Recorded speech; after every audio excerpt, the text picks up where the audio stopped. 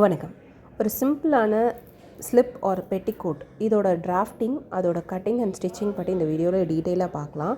இதுக்கு தேவையான மெஷர்மெண்ட் என்னென்னா ஷோல்டர், டோட்டல் அண்ட் ஸ்லிப்போட height, chest round, arm hole round, front and பேக்கோட நெக் டெப்த்து. இந்த மெஷர்மெண்ட்ஸ்லாம் நம்ம பாடியிலேருந்தும் மெஷர் பண்ணி எடுத்துக்கலாம். அப்படின்னா ஆல்ரெடி இருக்கிற ஒரு ஸ்லிப்புலேருந்து எடுக்கலாம். இது எப்படி டிராஃப்டிங் போடலாம் அப்படின்னா, முதல்ல நம்ம 90 டிகிரியில் ஒரு பர்பண்டிகுலர் லைனில் 2 லைன்ஸ் வரைஞ்சிப்போம். இது சேம் பேப்பர்லனாலும் கிளாத்லனாலும் அதே தான். கிளாத்தை ஈவன் பண்ணிவிட்டு டாப்பில் லெஃப்ட்லேருந்து ரைட் வரைக்கும் இருக்கிற லைன்ஸில் நம்மளோட ஷோல்டரோட வித்தை நம்ம மார்க் பண்ணி எழுதுவோம். எவ்வளோ ஷோல்டர் எடுத்திருக்கோமோ அதை 2ஆல் டிவைட் பண்ணி வர ஷோல்டரோட வேல்யூவோட ஒரு 2 இன்ச்சஸை மைனஸ் பண்ணுவோம். ஏன் அதை மைனஸ் பண்ணுறோம் அப்படின்னா, நெக்கோட டீப் ஜாஸ்தி இருக்கும் போது ஷோல்டர் ஃபால் ஆகாமல் இருக்கணும் அப்படிங்கிறதுக்காக அந்த 2 இன்ச்சஸை மைனஸ் பண்ணுறோம். அந்த 5 இன்ச்சஸை ஷோல்டர் ஆஃப் ஷோல்டராக வச்சுட்டு அதில் 2 இன்ச்சஸை நெக் வித்தாகவும் 3 இன்ச்சஸை ஷோல்டராகவும் ரெடி ஷோல்டராகவும் ஷோல்டர் வேல்யூவாகவும் நம்ம மார்க் பண்ணணும். நெக்கோட வித்து 2 இன்ச்சஸ், ஷோல்டரோட வித்து 3 இன்ச்சஸ்.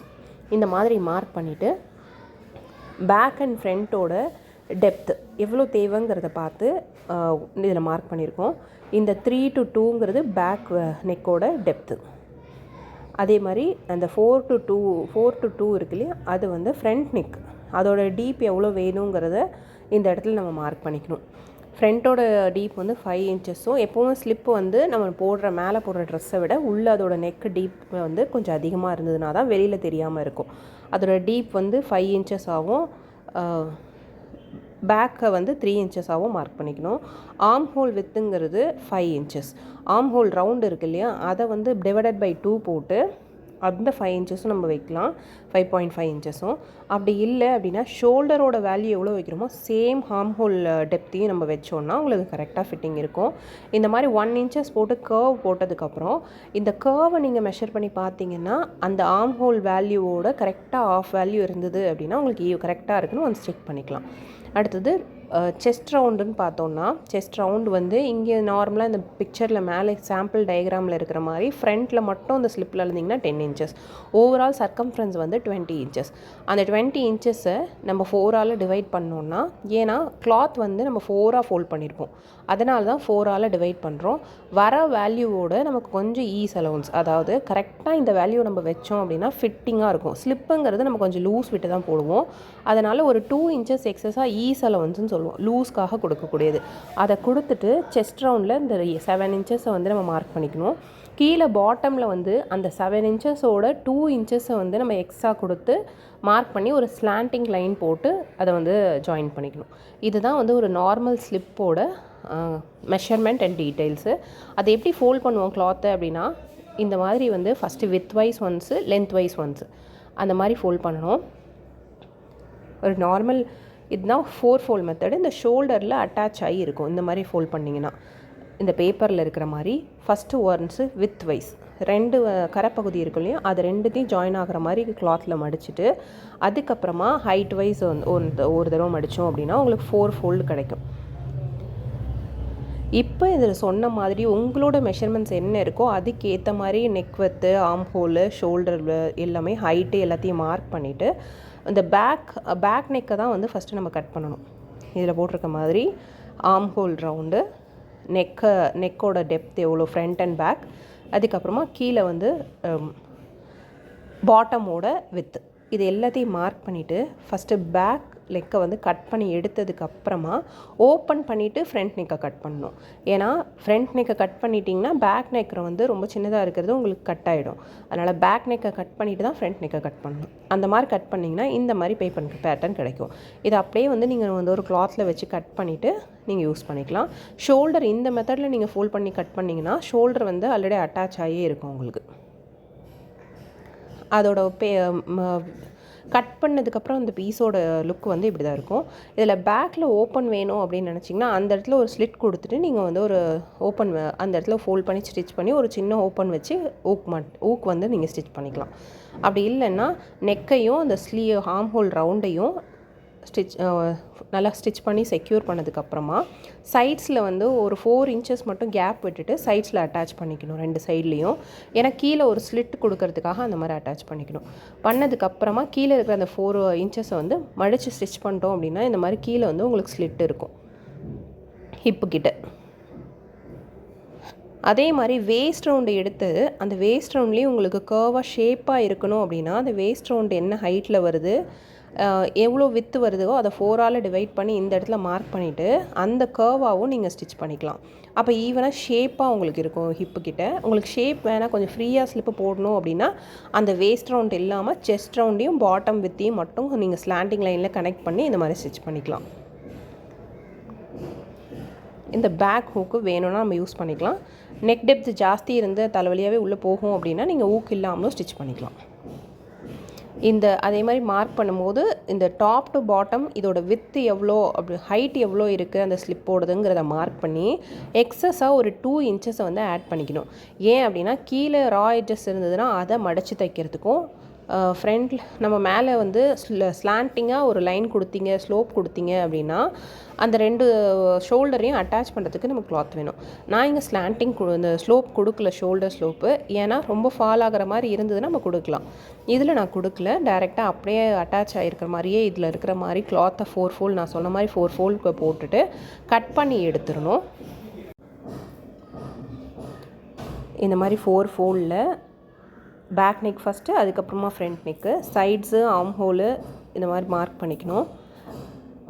இப்போ ஃபஸ்ட்டு இந்த சைடையும் ஆர்ம் ஹோல் ரவுண்டையும் நம்ம கட் பண்ணி எடுத்ததுக்கப்புறமா பேக் நெக்கை கட் பண்ணிவிட்டு அதுக்கப்புறமா ஃப்ரண்ட் நெக் கட் பண்ணணும். அப்போ தான் உங்களுக்கு கரெக்டாக இருக்கும். நீங்கள் ஃப்ரண்ட் நெக்கை ஃபஸ்ட்டே கட் பண்ணிட்டீங்க அப்படின்னா பேக் நெக் வந்து அதே ஃப்ரண்ட் நெக் அளவுக்கு டெப்த்து ஜாஸ்தியாக போயிடும்.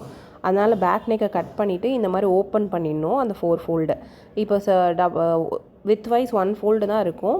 அப்போ வந்து ஃப்ரண்ட் நெக் கட் பண்ணிங்கன்னா கரெக்டாக இருக்கும் உங்களுக்கு. இந்த மாதிரி கட் பண்ணி முடித்ததும் இந்த எக்ஸஸாக இருக்கிற கிளாத்தை வந்து பயோஸ்ட்ரிப் நமக்கு வந்து கிராஸ் பீஸை வந்து ரெடி பண்ணுறதுக்கு யூஸ் பண்ணிக்கலாம். எப்படி கிராஸ் பீஸ் பயோஸ்ட்ரிப்பை வந்து ரெடி பண்ணணுங்கிறது ஆல்ரெடி நான் வீடியோ போட்டிருக்கேன், அதை செக் பண்ணுங்கள். அதில் நிறைய டிப்ஸும் இருக்கும். நெக் லைனையும் இந்த நெக்கோட ரவுண்டையும் ஆர்ம் ஹோலையும் நம்ம வந்து அந்த ரா எட்ஜஸை ஃபினிஷ் பண்ணணும். 2 மெத்தடில் பண்ணலாம். ஒன்று வந்து இந்த பயாஸ் ஸ்ட்ரிப்பை வச்சு நம்ம க்ளோஸ் பண்ணலாம். இன்னொன்று டபுள் ஃபோல்ட் பண்ணி நான் ரோல்டு ஹெம்மிங் மாதிரி பண்ணலாம். இப்படி எப்படி பயாஸ் ஸ்ட்ரிப் ஸ்டிச் பண்ணலாம் அப்படின்னா பயாஸ் ஸ்ட்ரிப்பை வந்து ஒரு 1/2 இன்ச்சுக்கு மட்டும் விட்டுட்டு இந்த மாதிரி நெக் லைனில், அதாவது ஷோல்டர்லேருந்து பேக் சைடில் அட்டாச் பண்ணோன்னா அந்த 2 இதுவும் பயாஸ் ஸ்ட்ரிப்பும் அட்டாச் ஆகிற இடம் வந்து உங்களுக்கு நீட்டாக ஃபினிஷ் ஆகிருக்கும். இதில் காட்டுற மாதிரி பயாஸ் ஸ்ட்ரிப்பையும் ரொம்ப ஸ்டிச் பண்ணி இழுக்காமல் அந்த கிளாத்தையும் வந்து உங்களுக்கு ஸ்டிச் பண்ணாமல் இந்த மாதிரி அட்டாச் ஆகிருக்கிற இடத்த எல்லாத்தையும் ஓப்பன் பண்ணி விட்டு அந்த நெக் லைனில் இந்த பயாஸ் ஸ்ட்ரிப்பை வச்சு நல்லா நீட்டாக ஃபினிஷ் பண்ணி எடுத்துடணும். அந்த கடைசி எண்டு எப்படி ஸ்டிச் பண்ணணும்னா 1/2 இன்ச் விட்டுருப்போம் இல்லையா, அதை ஃபோல்ட் பண்ணிவிட்டு இந்த முடிஞ்சிருக்க இந்த கிளாத்தை எவ்வளோ லென்த்துக்கு வேணுமோ அந்த லென்த்துக்கு கட் பண்ணிவிட்டு இதுக்கு மேலே வச்சு அப்படியே வந்து நம்ம ஸ்டிச் பண்ணி பேக் ஸ்டிச் போட்டு எடுத்துடணும். எந்த இடத்துல ஜாயின் பண்ணியிருக்கோங்கிறது உங்களுக்கு தெரியாமல் நல்லா நீட்டாக இருக்கும் ஃப்ரண்ட்டில் திருப்பி பார்க்கும்போது. இதை கொஞ்சம் ஃபோல்ட் பண்ணிடணும், அப்போ தான் ரா எட்ஜஸ் வந்து உங்களுக்கு வெளியில் தெரியாது. இந்த பயாஸ் ஸ்ட்ரிப்போட ரா எட்ஜஸ் இந்த மாதிரி அது மேலே வச்சுட்டு 1/2 இன்ச்சில் 2த்தையும் அட்டாச் பண்ணி ஒரு ஸ்டிச் போட்டு பேக் ஸ்டிச் போட்டு எடுத்துடணும்.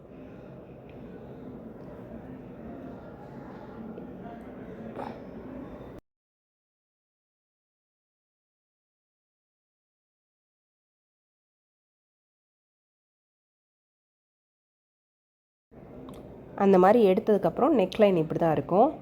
இதில் வந்து கீழே இருக்கிற இது வந்து நம்ம ஒரு கட் கொடுத்துட்டு இந்த பயாஸ் ஸ்ட்ரிப்பை அந்த ஸ்ட்ரிப்பு மேலே இப்படி இதில் நான் காமிக்கிற மாதிரி பயாஸ் ஸ்ட்ரிப்பையும் இதையும் ஒரே டைரெக்ஷனில் வச்சுட்டு இப்படி ஒரு ஃபோல்டு இன்னொரு ஃபோல்டு இப்படி உள்ளே வச்சு இப்படி ஸ்டிச் பண்ணிட்டோன்னா அந்த நெக்லைன் வந்து நீட்டாக ஃபினிஷ் ஆகிடும் உங்களுக்கு.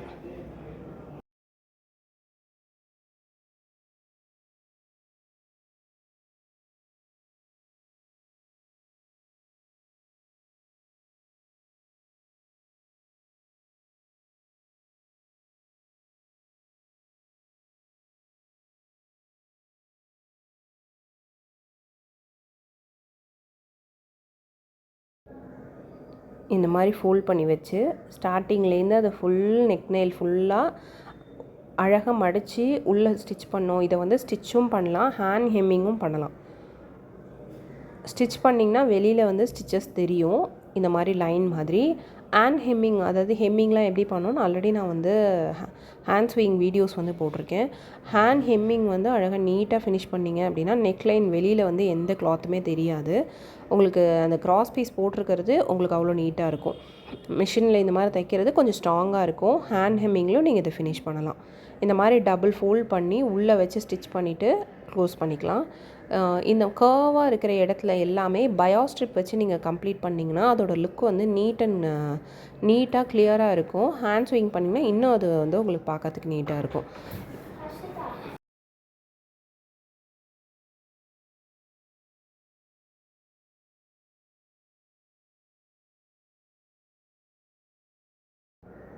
இது மாதிரி ஃபுல்லாக ஸ்டிச் பண்ணி முடித்ததுக்கப்புறமா நெக்லைனை ஒரு தடவை அயர்ன் பண்ணிட்டீங்க அப்படின்னா அதோட அந்த ஷேப் அப்படியே உங்களுக்கு ஃபிக்ஸ் ஆகிடும்.